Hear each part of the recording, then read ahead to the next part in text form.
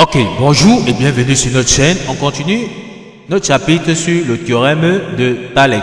Nous allons voir l'application à travers un contrôle de mathématiques qui a été donné en classe de 3e. Dans la première vidéo, nous avons déjà traité l'exercice 1. Nous sommes déjà à l'exercice 2 de l'épreuve qui est sur 5 points. On continue donc tout simplement, on dit les droites DC, donc exercice 2, les droites DC et EG se coupent à Na. Dans les droites DC, on va dans DC et EG se coupe donc au point A. Les points F, le point F est sur la droite AG. Le point F est sur la droite AG. Et le point B est sur le segment AAC. Donc ici c'est bien le segment, d'accord, AG. Ok, on continue. Les droites BF et CG sont parallèles. Les droites BF et CG sont parallèles. Donc les deux droites ici sont parallèles. On sait que AB égale à 5 cm, AB égale à 5 cm. Donc on va directement mettre ici 5 cm. On continue. BC égale à 4 cm. BC égale à 4 cm. On continue dans notre lecture. AF égale à 3 cm. AF égale à 3 cm. On met donc 3 cm ici. On continue. La première question nous dit calcule les longueurs AG et FG. Demandons de calculer les longueurs AG et FG. Donc voici la première question. On va donc répondre rapidement à la première question. À la première question, on nous demande donc de déterminer AG et FG. Or, tout à l'heure, si on se rappelle bien, on nous a bien dit que les droites DC et EG se coupaient donc au point A. On nous a bien fait comprendre ici que les droites BF et CG sont parallèles. Donc les droites BF et CG sont parallèles.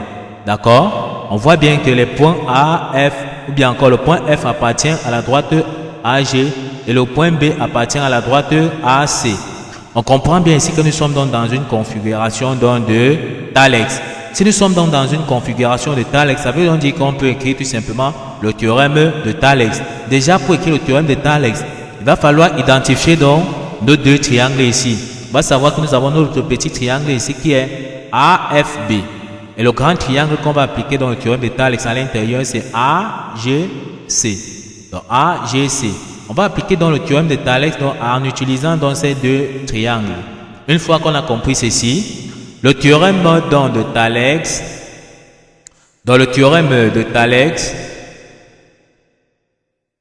dit ceci. On doit donc dire tout simplement que on va prendre la dimension, donc on commence toujours par le sommet ici. On va dire qu'on aura ici AB sur AC, donc la dimension du petit triangle sur la dimension donc du grand triangle, d'accord? Donc AB sur AC, on va donc écrire rapidement ici AB sur AC sera donc égal à AF, dimension toujours du petit triangle sur la dimension du grand triangle, donc AF sur AG. AF sur AG sera donc égal à la dimension toujours du petit triangle FB sur GC.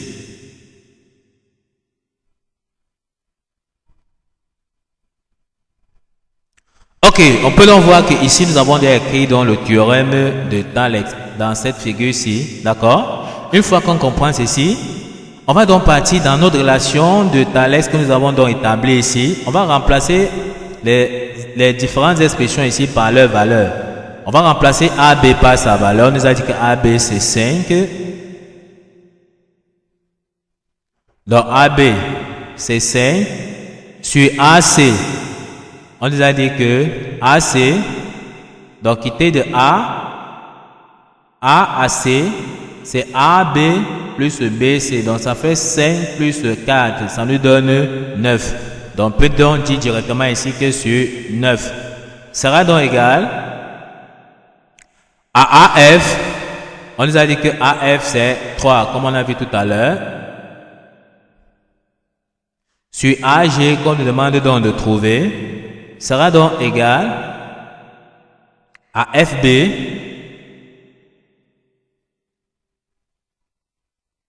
sur GC. Or ici, on voit là que dans l'expression que nous avons établie, on voit là que AG qu'on nous demande donc de trouver se trouve donc dans la relation ici. Donc on va donc utiliser les deux premières relations ici pour pouvoir trouver donc notre inconnu qui est AG. Donc dans cette relation ici, on va appliquer le produit croisé, mais réécrivons d'abord pour que ça soit bien clair. Donc on va dire ici que 5 sur 9 égale à 3 sur AG. On va donc appliquer le produit croisé. Donc on va donc appliquer le produit croisé ici comme ceci. Donc ceci nous permet de dire que AG, qu'on nous demande donc de trouver, sera donc égal à 9 fois 3 divisé donc par 5. 9 fois 3 ça fait 27. 27 donc 27 divisé par 5 ça nous donne 5,4. On peut donc dire effectivement que AG qu'on nous a demandé donc de trouver, AG c'est 5,4. Si on regarde les unités en centimètres, ça fait donc 5,4 cm. On voit ici que nous avons comme ça trouvé AG qui est donc 5,4 cm. Une fois qu'on a fini donc de trouver AG, on nous avait également demandé de trouver donc FG. D'accord? FG. Maintenant ici, pour trouver donc FG c'est cette dimension-ci. Nous venons de trouver AG. Donc nous venons de trouver AG qui est tout simplement cette distance ici, qui est 5,4. On nous demande donc de trouver FG. On voit bien que si on veut trouver FG, il suffit de prendre AG qu'on vient de trouver, moins AF, ça nous donne tout simplement donc FG. On va donc dire ici que FG qu'on nous demande donc de trouver sera donc AG moins AF. On va remplacer donc AG par sa valeur qui est 5,4 moins AF. Moins AF, on nous a dit que AF c'est bien 3. Donc moins 3. En calculant donc AG qui est, FG qui est 5,4 moins 3, en tapant donc sur la calculatrice, ça nous donne bien 2,4 cm. Donc ça nous donne 2,4 cm. Donc on peut dire que FG égale à 2,4 cm. Donc voici la valeur de FG qu'on nous a donc demandé de trouver. Donc ici, on voit dire qu'on a trouvé AG qui est 5,4, on a trouvé FG qui est 2,4. On peut donc passer à la prochaine question, à la question B. On nous dit ceci. On donne aussi AD égale à 7 cm. On vient donc sur la figure. On remplace directement AD, c'est 7 cm qu'on nous a donné. Ensuite, et AE égale à 4,2 cm. AE égale à 4,2 cm. Donc on met ici 4,2 cm. On nous dit démontre que les droites DE et CG sont parallèles. Démontre que les droites DE et CG sont parallèles. On comprend que si ces deux droites-ci sont parallèles, ça veut dire que ça doit respecter la configuration donc de Thales. On voit ici que nous avons également ici D, A, C et G, A, E qui se coupent donc au point A. D'accord? Et ici, nous voyons bien que si on dit que les droites DE et CC sont parallèles, ça veut dire que ça doit respecter donc le théorème de Thales qui dit tout simplement qu'on aura ici AE sur AG sera donc égal à AD sur AC. Ok, on va donc dire ceci.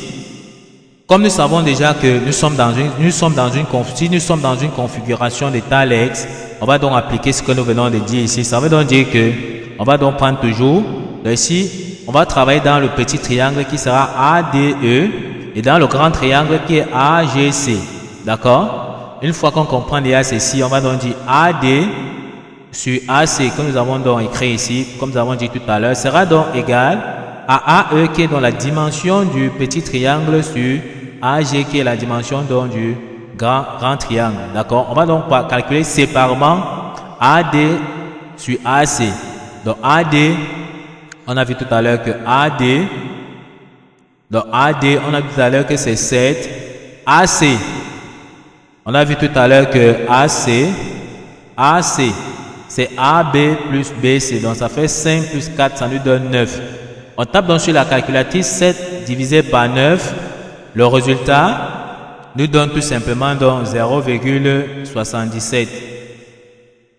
On calcule aussi séparément, comme nous avons dit, AE sur AG, AE sur AG. Donc AE, on a vu que c'est 4,2. AG sur AG, on a vu que c'est 5,4, comme nous avons vu tout à l'heure ici. On calcule donc 4,2 sur 5,4. En tapant également donc sur la calculatrice, ça nous donne 0,77. On voit bien que AD sur AC nous a donné 0,77. AE sur AG nous a donné donc 0,77. On voit bien que AD sur AC est bien égal à AE sur AG égal à 0,77. On peut donc conclure effectivement que les deux droites DE et GC sont donc parallèles d'après la réciproque donc de la propriété de Thales. Donc on peut donc dire que comme on peut conclure tout simplement que comme AD sur AC égale à AE sur AG, donc d'après la réciproque du théorème de Thales, les deux droites DE est bien parallèle à la droite DE est bien parallèle à la droite CG. Donc voilà comment on doit conclure tout simplement. Ok, donc nous allons donc mettre pause sur la vidéo. Nous allons nous voir dans la prochaine vidéo pour la résolution donc de l'exercice 3. Nous vous remercions d'avoir suivi cette vidéo de bout en bout. Ne manquez pas de vous abonner à la chaîne, de liker la vidéo, de partager la vidéo aux proches et amis et d'activer la cloche de notification pour ne plus manquer nos prochaines vidéos. Sur ce, à bientôt.